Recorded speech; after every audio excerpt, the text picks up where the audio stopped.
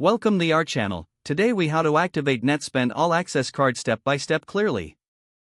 To activate your Netspend All-Access card, begin by locating your card.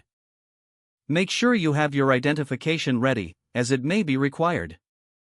Visit the official Netspend website on your browser. Look for the Activate Card option on the home page. Click on the Activate Card link to proceed.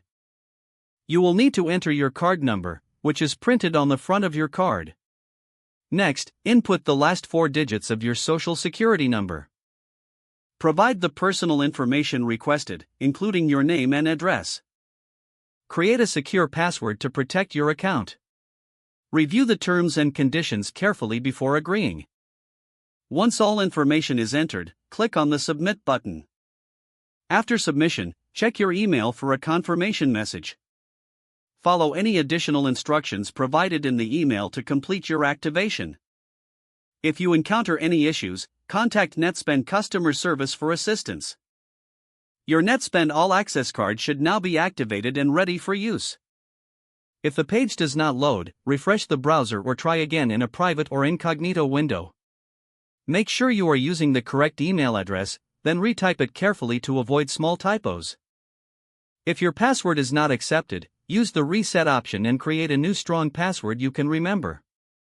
Check your spam folder for verification or security emails, then complete any requested confirmation steps. Enable two-factor authentication if available to improve account security and reduce unauthorized access risk.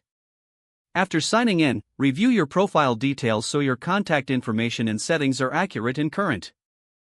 If you see an error message, note it down and try again after restarting your device and internet connection. Log out when you finish, especially on shared devices, to keep your account and payment information secure. If the page does not load, refresh the browser or try again in a private or incognito window.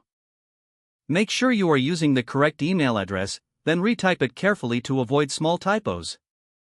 If your password is not accepted, use the reset option and create a new strong password you can remember. Check your spam folder for verification or security emails, then complete any requested confirmation steps.